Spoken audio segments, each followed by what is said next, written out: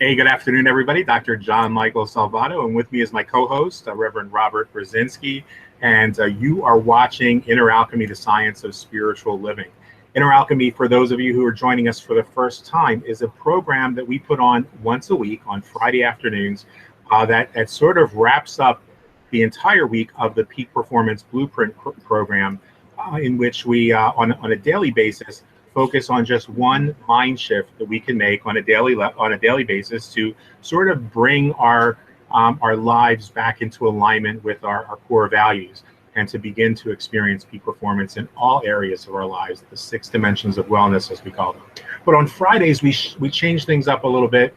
We shift the focus from those mind shifts that we can do that might involve some of our daily method of operation. They might involve maybe doing something a little bit differently in our sales approach. Sometimes they might involve doing things a little bit differently in our relationships. On Fridays, we take a look at what we can do within ourselves, those changes that we can make on the metaphysical level, not just the physical level, to bring about change. And so today is a topic that is another one of my favorites. I know I say every week that these are my favorites, but this is a topic that I had the opportunity to share extensively when I did my book tour, that people really responded well to. And so we made it part of this program, part of the curriculum, and it focuses on the concept of asking, seeking, and knocking. And for those who come from or are part of presently the Christian tradition, or those who follow the Christ Dharma, then you may be familiar with this a little more so than those who don't. But we find a passage in the Synoptic Gospels in which the Great Palestinian Master, Rabbi Yeshua, or Rabbi Jesus, says, "Ask and it will be given to you, seek and you will find, knock and it will be open to you." And then he goes on to say something that I particularly like, but I don't have memorized. So he says, "Which of you, if your son asks for bread, will give him a stone? Or if he asks for a fish, will give him a snake? And if you thought that if then that you are flawed, though you are flawed, know how to give good gifts to your children, how much more will the beloved universal source give good to those who ask?" So in everything you do to others what you would have them do to you. This sums up the universal law and the teaching of the prophets. Now that translation is actually taken directly from the Aramaic text. And the reason that I do that is twofold. One is because the language that Rabbi Jesus would have spoken it would be the vernacular. People think he would have spoken Hebrew, and that's not the case. In everyday language, in teaching, we would speak in the language or the vernacular language, which was Aramaic. And Aramaic is a beautiful language that's rich in metaphor, and that really doesn't lend itself well to literal translation or interpretation. And so you have to understand a little bit about the culture, a little bit about the expressions, and there's a second tradition among the followers of Rabbi Yeshua in the early days of the Jesus movement that sometimes gets co-opted by churches and institutions which have nothing to do with that tradition itself. And that's the lineage tradition, sort of the same thing that those of you who are familiar with the Buddhist tradition might be familiar with. And the lineage tradition comes to us from the East, where the guru or the teacher symbolically places their hands, or sometimes a feather, upon the head of the student, signifying the transmission or the passing down of the teaching to the next generation of teachers. In some of the ancient wisdom paths, in Wicca and in the Druid path, we see the same tradition of passing on wisdom and knowledge, after initiation. Now, my lineage in that spiritual tradition is called apostolic succession, because it follows a succession of apostles or of elders from Yehuda, which is who is sometimes called the twin. It's a reference to Thomas, Judas Thomas, and from James and John. Now, particularly of interest today for the purposes of growing our business and growing our lives from the spiritual perspective out, is the teaching of Yehuda, or Judas, who is one of Rabbi Jesus's brothers, served as an elder of the spiritual community in India, which really kind of grew as a spiritual community differently, or along a different path, slightly different path than, say, for example, Jerusalem, or the Roman community, or the community in Russia at, later years, because this tradition stayed much closer to the ancient wisdom traditions. And so there's whole books that are preserved that I'm not going to go into, because I am mindful, believe it or not, of our commitment to being brief. But there are entire books that could be written and have been written about these Aramaic teachings and these ancient wisdom teachings that came from what we call the Mar Thoma tradition, or the Elder Thomas tradition. And so one of them was found among the Essene ruins in the Dead Sea Scrolls. It's the Gospel of Thomas, and in it, I want you to hear the difference between what I shared at the beginning of this and what is contained within Thomas's writings, as he sort of elucidates upon the text that we find in Matthew's Gospel. He says, "Keep on asking, and it will be given to you. Keep on seeking, and you'll find it. Keep on knocking, and it'll be open to you. For everyone who keeps asking receives. Everyone who keeps seeking finds. And to those who keep knocking, it shall be opened." Just if we stopped right there, that's powerful. And that's something, as you probably could tell, that I've committed to memory, because I was 7 years old or 8 years old when I first read that, and the light bulb went on in my head. But it's the next part of the teaching that was obscured, actually, by the Roman Catholic Church, because they didn't want it included in the synoptic texts, that really caught my attention. And that's what we're going to talk about today. In the next sentence, he says, "Those who seek should not stop seeking until they find. When they find, they'll be disturbed. When they're disturbed, they will marvel, and they will finally have authority. And in that authority, they'll find rest." The idea behind here is that, we learn from the Synoptic Gospels and from Thomas that asking, seeking, and knocking activates a universal law, and that we should do for others as we would have them to do for us. But Thomas elucidates, or Judas elucidates on that teaching by telling us that we have to keep on seeking until we find, keep on asking until we have answers, keep on knocking on doors until it's open to us, and get ready to get uncomfortable. Because when you seek, you find answers that you might not have been ready for. When you knock, you don't know who's going to answer the door. And so, to put this in a perspective for a discussion today, and I have a minute to do that in, let's see if I can get that accomplished. This past week, we've talked a little bit online about folks who've walked away from companies. Somebody who walked away from the company that's our primary business, and some other folks that I'm mentoring, who had two big people leave their company within the last month. And what does that mean to us? Well, it means that we really have to start to look at our approach as entrepreneurs, because entrepreneurs often like to take the easy path, because that was what was promised to them. They were promised that, oh yeah, if you just plug into the system, you let the autoresponders do the work, you're going to get rich. And we know from personal experience that it doesn't happen that way. We also know that the idea of planting your flag, of focusing on one thing, is not necessarily the answer for everyone.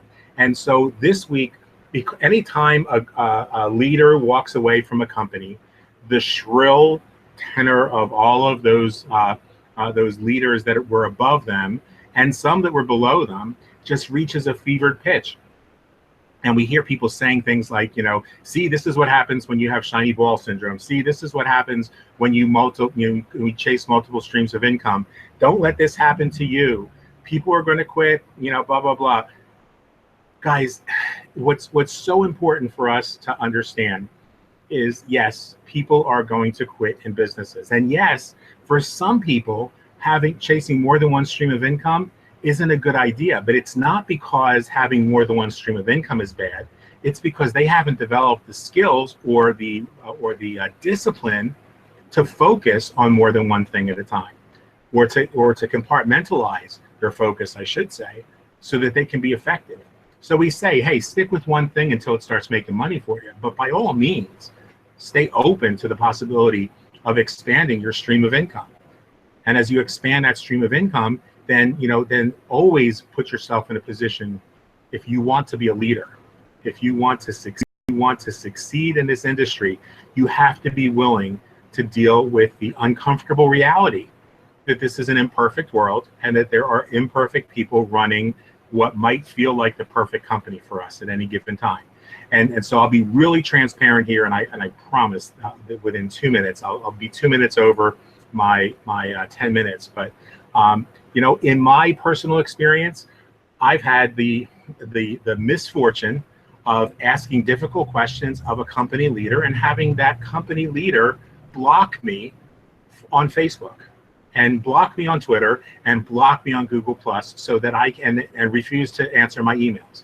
Now, that's not leadership in my opinion, but I had to be willing to get uncomfortable and say, you know what? At the end of the day, your business and my business is a vehicle, and it's not that although I know some guys are and maybe some women, but mostly guys that, in my experience, get caught up in what kind of car they drive. But for me, the car is what gets me to the grocery store. It's what gets me to where I'm going. It's not the issue. The issue is where I'm going. It's the journey, and it's the destination. And so if you get all wrapped up in the, oh my God, so-and-so's not talking to me, well, do you throw out the baby with the bathwater, or do you say, hey, this is providing me with a very comfortable income, and then remember that your brand is what you're building. If you guys don't see that, by now, then I failed for the last 6 months, because that's the number one message that we've been working on here, is understanding our brand. And so that means that as you go forth building your brand, that you're going to want to knock. You're going to want to ask the tough questions. You're going to want to seek. You're going to want to knock on those doors. And then when the door gets opened and you don't know who is behind that door, you have to be willing to get a little bit uncomfortable, to think new thoughts. And why I'm so excited about that is that this week we saw two wonderful things happen. One was you guys really stepped up yesterday and started for the first time in 6 months to use the blog the way that it was meant to be used. So this idea, this experiment of stopping the daily shows so that it forces you to learn to do social engagement is working, and I'm grateful for that.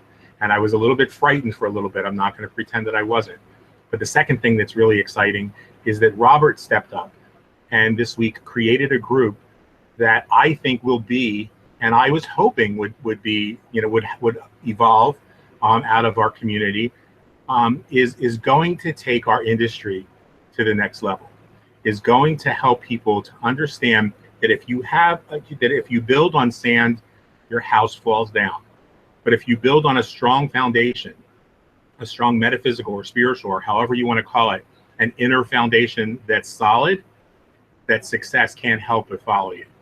And so you're not chasing success anymore, you're attracting success. And so Robert has started that. And I really want Robert to kind of speak to this whole idea of asking, seeking, and finding, and to what really his vision is for this other group. And a couple people have asked questions. They've said, oh my God, Robert's spinning off and doing his own thing. Yeah, that's the idea here, guys, is that we're supposed to spin off and do our own thing. Otherwise, this just becomes, a cult. And if you do a search on my name, you'll find out that I'm supposedly a cult leader. But I'm trying to break the cult up. Robert, talk to me.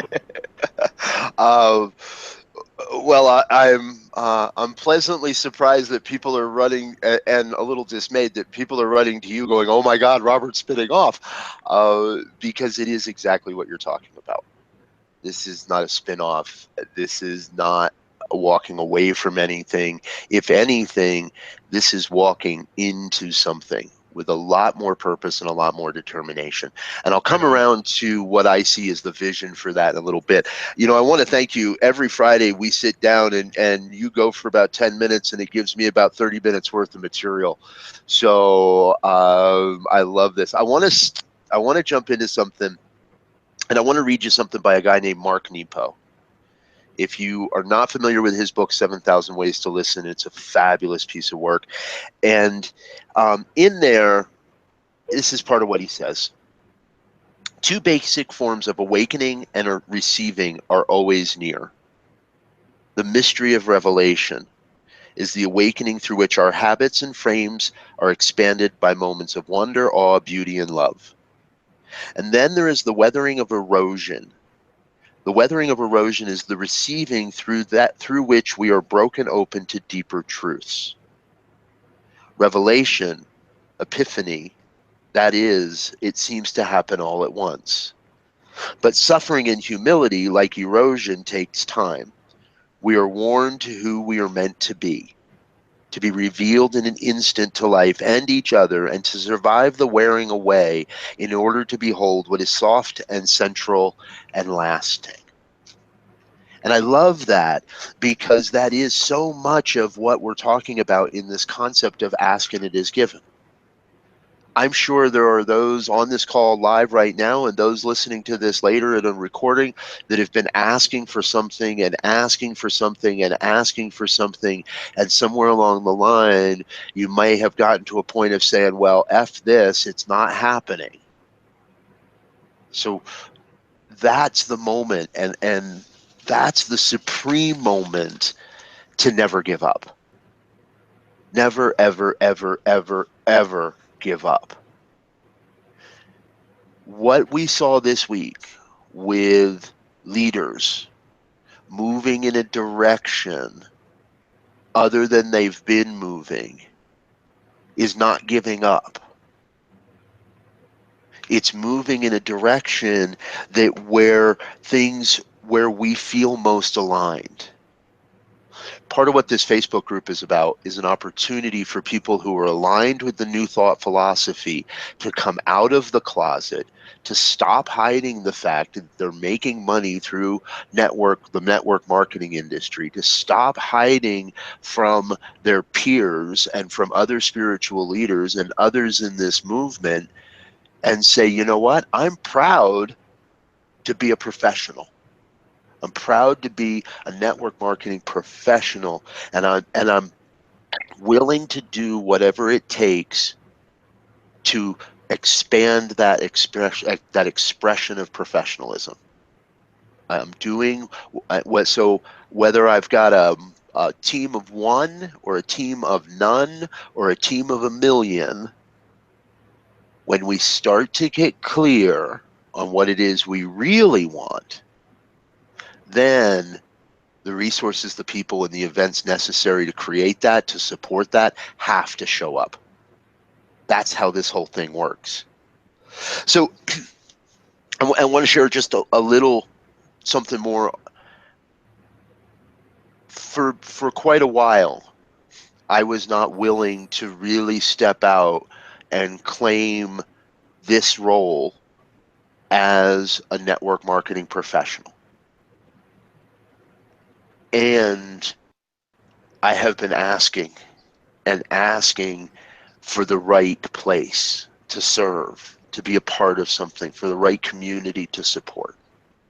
Now, it's really no surprise to me that John Michael and I have had a relationship for many years, and the truth was we hadn't spoken to each other for probably 6 or 8 months up until January or February of this past year.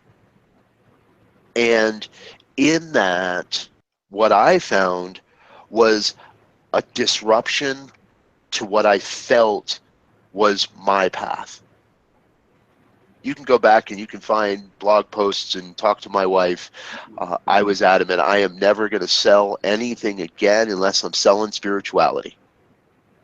Well, I always encourage everyone to be very careful with absolute statements like that. Because the universe says, oh, really? Yeah, are you sure about that? And what I've been doing is I've been chasing a revenue stream that I felt had to look like a certain thing. And I was knocking on the door, and I was knocking on the door, and what showed up is the Barefoot Millionaires. What showed up is John Michael. What showed up is now a team of people. I shared much of this with a ministerial group, a group of colleagues, a support group that I'm a member of yesterday, and met with very positive support. Is it any wonder that I signed up a new team member last night? No, because I got clear on what I wanted. In this industry, we talk a lot about what's your why. What's your why? What's your why? And I want you to know, I have spent many years telling people that why is an irrelevant question. The only answer to why is because. That's one of the ways to use the word why. And so for a long time, I've been that guy that says, I don't have a why. I have a what. I have what I want to accomplish. I have a vision of what I want to be in the world. And what I know is when I focus on my what, well, then God takes care of the how. The universe takes care of the putting the right people in my path, putting the right opportunities in my path, putting the right teams and the right resources and all the right things in my path. So whether you want to say what's your why, or whether you are more on the side of I want to get clear on what I desire, the process is still the same. Get clear on the vision you have. Get clear on what it is you're here to accomplish. And then never, ever, ever give up. What I told my colleagues yesterday is I am absolutely committed to being not only a success in this industry, but such a success that this is what pays for my ministry. This is what's going to allow me to do the work that I do without regard for whether it's making money or not. Because I can do what I'm doing there here as well. And I get to show up as a really authentic leader who just happens to talk a lot about that spiritual side of life and how to create a spiritual and how to create a team and how to be living in this world of money, of goal setting, of people leaving us, of people attacking us, of people telling us we're wrong, how to live in that world from the spiritual basis that says, you know what, folks, it's all good because it's all God. It really can't be any other way. So I'm not chasing one stream. I'm not chasing two streams. I'm not chasing three streams. I'm not chasing any streams. I'm opening to the abundant flow of good. I'm opening to that abundant flow of prosperity, and it's going to show up through my primary and through the secondaries and through the tertiary forms, through the work my wife does, through the work that I do. It's always going to show up because here's the key. I'm not in the network marketing business. I'm in the people business. I'm in the business of supporting people, and you are too.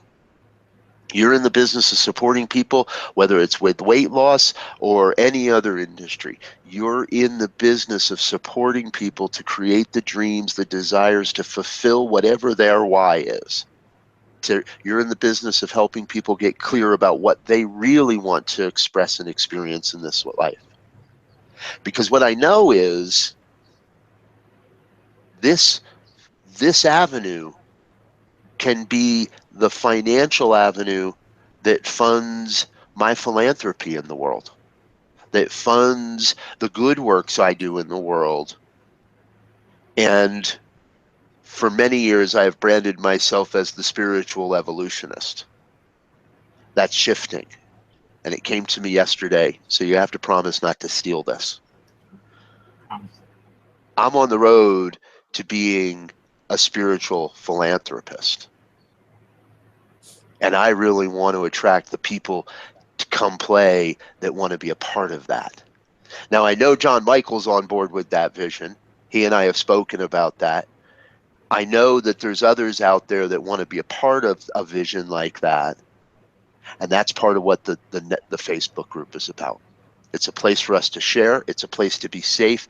And it's a place to develop ourselves as metaphysicians, as leaders, with a basis, with a strong foundation of new thought, spirituality. And together, we all get to change the world in our own way.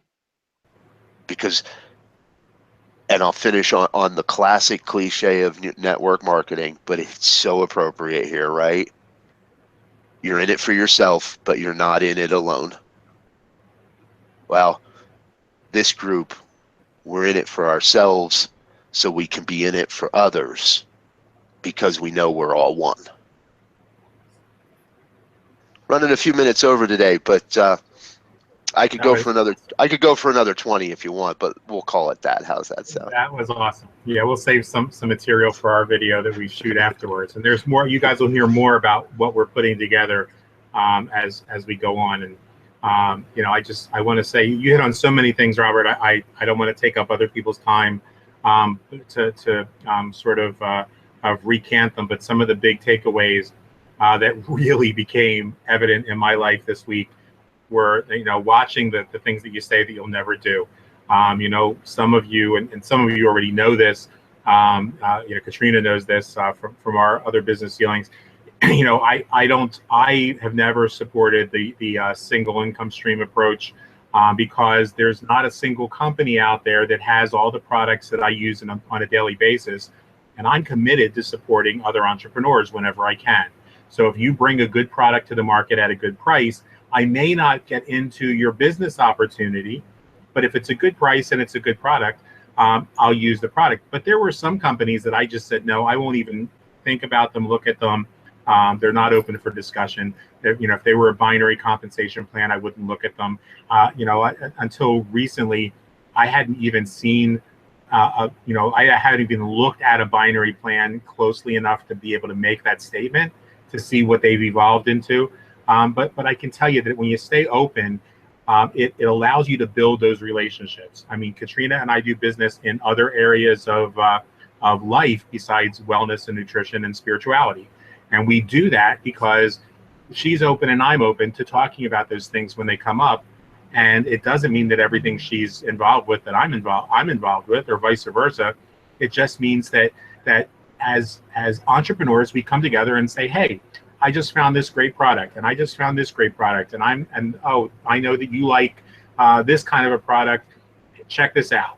And by the way, I know you might not be interested in the business side of it, but check it out. Just like we did for one another with the virtual business card. That was a classic example. People might not have been looking for another income stream, but every single one of us needs a virtual business card.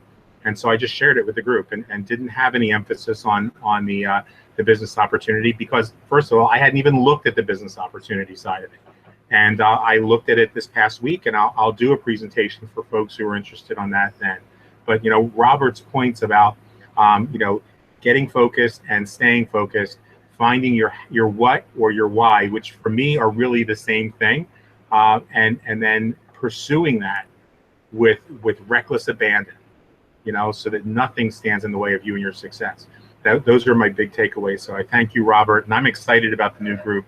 Katrina and Jen, let's hear from you guys. And Jen, let's hear from Jen first, because another example of this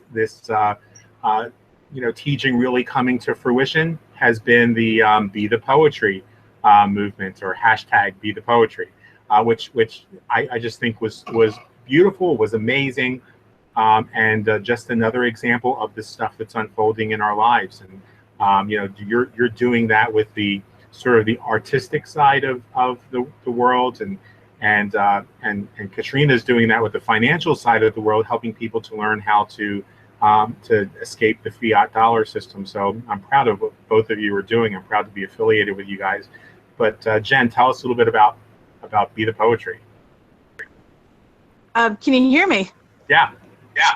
Okay, the hashtag Be the Poetry started from the blog, talking about poetry in everyday living. Well, if you've ever read my WordPress blogs, that's like 98% of what I write about is daily life.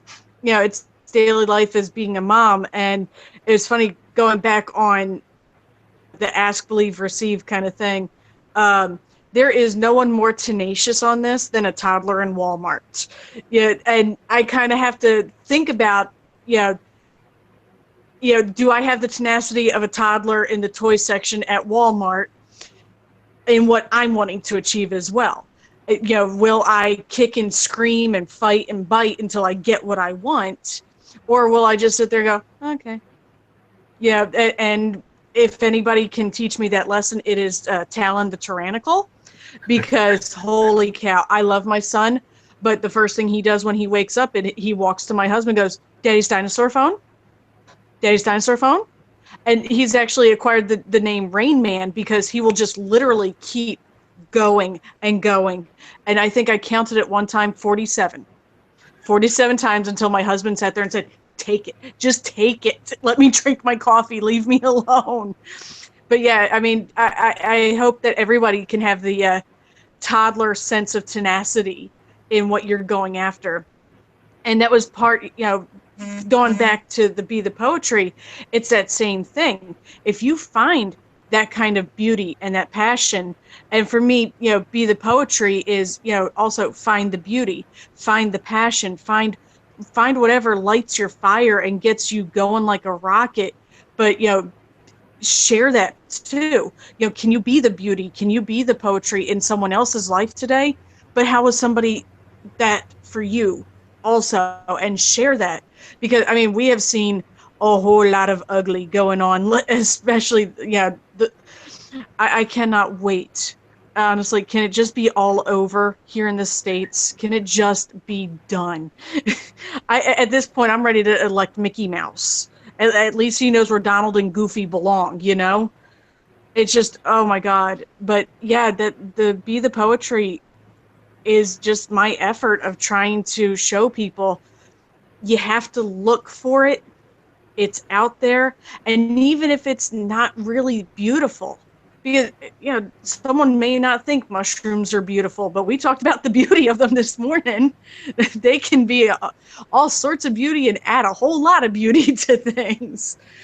But I mean, that's really all it is just trying to show people the good is out there and it's in you too.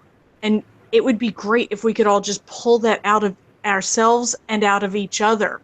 And it might be like pulling cold taffy, but it's got to come out and we've got to start sharing it because we are a hot mess right now. Wow.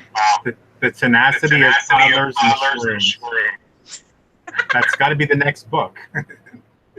Okay, let's hear from you, Katrina. I know that that your journey is one that you've been gracious enough to share as it unfolds. And what's this topic mean for you? How do you see it fitting in, and how do you see some of those manifestations starting to occur in your life? Can you hear me? Yeah. Okay, great. Well, the asking, keep on asking, keep on seeking, keep on knocking certainly speaks to me. And I really appreciate all the variations on that theme that you shared at the beginning. It just confirms, that is the process here. And I think no matter where we arrive in terms of our success or our goals or whatever, that's still the process, because there's always further to go to attain the fullness of our own journey and our own manifestation. And what Robert was saying really about being here to make a contribution above everything else and to be of service, that really speaks to the core of my journey is, how can I be of service? And the vehicle for serving changes, but the desire to serve does not. So in fact, that gets stronger and deeper with each portion of the journey as it unfolds. And right now I'm in a place of really asking, okay, if these various things that, not everything that I've been doing, but if a number of the things I've been doing and for quite some time are no longer feeling like ease and joy, feeling more like pulling teeth, or if it's feeling like, somehow not quite a fit, then please show me what the next step is, what the next phase is. Just I'm open to guidance and to. So it is interesting. I've been asking for quite some time for community that supports my, the spiritual dimension of the journey. And so here we all are. And here, as Robert was saying, the door opened and here I am. And just grateful for just grateful for this circle, the expanding circle that supports us all to be on the journey of discovery. And so I'm definitely in a phase of asking and knocking and seeking, and it's encouraging to know that just keep on asking because the answers come, and keep on seeking because you will find the solutions, and keep on knocking because the doors will open. And so I appreciate the encouragement of that. Right on. You guys, that was brilliant. The whole idea that, I love you guys. You just, each one of you added some really serious, deeper dimension to this discussion today. Katrina, mentioning that the vehicle changes, but the commitment to serving others doesn't. That's the message that we bring to the marketplace. I think that if we, as entrepreneurs, we're more supportive of other entrepreneurs who share that commitment with us, that common core commitment, that this industry, we could raise the bar. There are companies right now, because I have a family member who's with the FTC, I sometimes hear things that before the public hears them, and there are so many companies, good companies who have fantastic products, who have nice leaders, some of them, who have good comp plans, some of them, who are getting ready to be on the chopping block. And they're getting ready to be on the chopping block because they lost sight of what it was that first put them in business, I believe. That core commitment, their mission statement is over here, and where they're doing business now is over here. And so I think that happens to us too as entrepreneurs. And like you said, you've got to be willing to say, hey, is this no longer serving me? And is it no longer a good vehicle for me to serve others? I'm not a big fan of saying, well, I'm not making money with this deal, so I should just quit. That's not enough of a litmus test. The litmus test is this going to allow me to accomplish whatever my personal mission, my personal vision to serve others represents? Or is it not a good vehicle? And sometimes for me, those things aren't a good vehicle, but it's a good product, so I continue to take the product because I continue to support the industry. And then, I find something else, and I might try something else and see, hey, is this a good fit? And when it's a good fit, it doesn't mean that, and that's why when leaders take off and go in another direction, I can't feel anything other than joy for them, because it means they're one step closer to finding what works for them.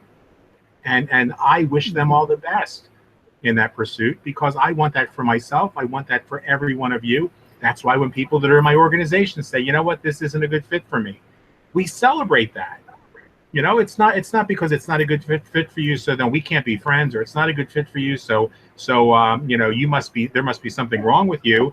When I hear people say that, oh, they left because they had brain damage, I want to smack them senseless, because it's just not, the vice president of Herbalife used to say that. When people leave your business, you have to just recognize they're brain damaged. And I was like, no, they're not. It's just not a good fit for them. And thank goodness it's not, because otherwise we wouldn't have any customers, and that's what this is all about, is helping people change their lives. If we were all distributors, there wouldn't be any customers to get. The money would eventually dry up.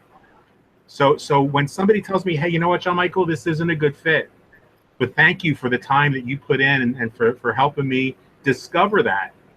Wow, that's the best thing I can have happen, because the commitment was to help them better themselves, to help them discover that prosperity within them. And if I played some small part and helped them to experience that, great. If that happens to you and you find somebody who's wants to move on, celebrate that with them. And I promise you, when the more sincerely you celebrate it, the more the abundance flows in at the other end. Without it, that doesn't have to be an intent. It doesn't have to be an objective. It just happens. It's the law of cause and effect. And the reason is because when you celebrate somebody else's discovery, you're celebrating the fact that life is constantly moving us forward. That this source or God or goddess or energy or universal creative intelligence is the source of all supply, and money is just that source in action. And so we know that all kinds of good are flowing to us, through us, and all around us. So why get caught up on the bullshit? Because it's bullshit. You know, so having said that so eloquently, we'll turn the spiritual mind treatment portion over to somebody who speaks so much nicer than me. And my brother Robert, will you go ahead and take us out as we affirm and know and send our word out into law that this recognition of this ancient wisdom to ask, seek, and find is a formula for success in our lives, and will really begin manifesting for us this week as our consciousness embraces the idea. Absolutely. And so I invite each one into a moment of stillness, a moment of knowing, really knowing that power, presence, and intelligence that's operating back of all life, no matter what name, Gaia, Goddess, God, Brahma, Buddha, Allah, no matter the name, no matter the image, the perspective, it's still all one. And I know that one expressing itself through abundance and prosperity, through the love and the life of joy, of love, through the light of life, through all of it, every word, every experience, every wellspring of happiness, and even those moments of sorrow, all part of this unique thing we call life. And so what I really know is I know this power operates through and as each one here, each one listening to this at another time, watching this recording, that each are connected to the whole, to the one. And that each one here represents a unique emanation of that one, a unique expression of that one, whole and complete in your magnificence, just as you are right now. That's a deep truth. And so I claim for each one a deeper understanding of this and a deeper experience of allowing the good to flow through, being able to focus and stay clear on the what, on the why, asking, and then being open to the reception, being open to the allowing, to the various flows, to the various forms, to the various ways our good shows up. For what I know is the good must show up. It really can be no other way. Though the forms may change, though the business face may change, the source remains the same. God, Goddess, the one. The ultimate source pouring through and as each of our lives. I am so grateful to experience this. So grateful to claim for each one an increase of abundance, an increase of prosperity, an increase of activity, bringing forth that magnificent vision, that magnificent purpose each one is here to fulfill. Life is good, and so very good. What I know above all is God's got this. So I let go of any questions about how or when or why. I rest in the gratitude for the revelation of this word, and I let it be. I let go. I let God be God. And so it is. And And so amen. it is. Thank you so much, and thank each one of you today for powerful contributions. And for those of you that are watching, I know, Ita, you tried getting in several times. I hope you'll take time to comment on the blog.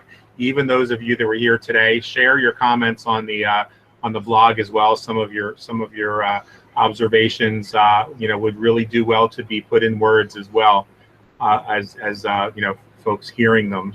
Sometimes just seeing them really connects for somebody who's not necessarily an auditory learner.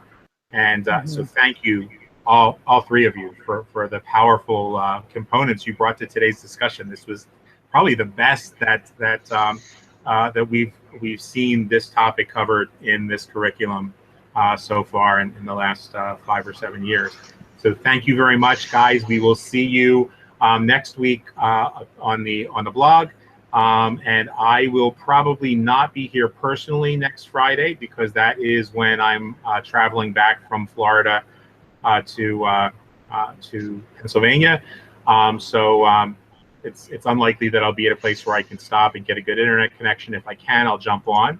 But Robert will share with you guys the link for getting into Friday's post. And then after it's recorded, I'll put it up on the blog as well. So thanks, guys. Take care. Stay in the moment. Be grateful for what you've got. And always remember the best is yet to come. We'll talk to you soon.